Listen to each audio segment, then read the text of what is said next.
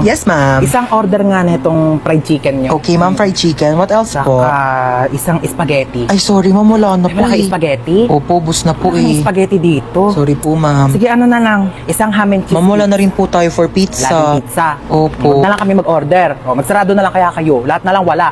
Isang caramel matcha to. Abale, caramel macchiato po, Eh, ma'am. ba't kasi nagpapangala kayo ng pagkain? Ang hirap-hirap naman basahin. Huwag ka na nga mag-order niyan. Meron tayong 3-in-1 kape sa bahay. Magtimpla ka na lang mamaya. Ba naman, ano oras na? Di pa rin dumarating yung order natin. Ang tagal-tagal. Kanina pa tayo nag-order. Excuse me? Yes, ma'am. Excuse me, nakatas kamay ko, di ba? Ay, opo, ma'am, ito na po. Sorry po. Follow up naman ang pagkain namin. Kanina pa kami nandito. Oo. Ayan, yung katabing table. Oo, ikaw, tinuturo kita. Oo, ayan katabing table na yan. Kakarating lang yan. Andito na agad yung pagkain nila. Sarap ng kain nila. Kami kanina pa kami nandito. Wala pa rin yung pagkain namin. Nagugutom Opo, na kami. sige Oh. po, opo. Follow up na lang. Oo, Opo, salamat. Ma, wala pa yung order ko. Wala pa yung order mo?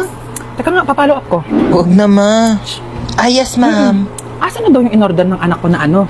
Croissant daw, croissant. Ah, croissant Ay, po, croissant, ma'am. croissant. Kung ano mang basa dyan, Diyos ko, mamamatay na kami sa gutom. Hindi pa namin ma-pronounce ng tama yung mga pagkain sa menu nyo. Ay, sorry Oo, po, bigyan nyo ma'am. na lang yung pagkain sa amin. Diyos ko, nag-iinit ang ulo ko sa'yo. Tataas ang sugar ko. Uy, ma, nakakahiya.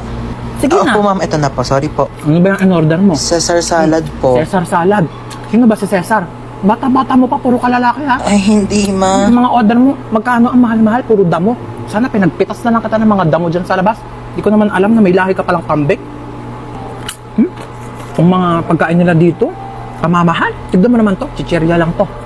Magprito ka lang ng ganito, magkano lang. Mas masarap pa nga yung prito ko dito eh. Ito, magtitimpla lang sa bahay.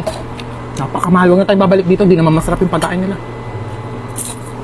Uy, ma, bakit mo kinukuha yan? Bawal ata. Bakit? Kasama naman to sa binili ko ah. Kakahiya. Halika na, hindi na tayo.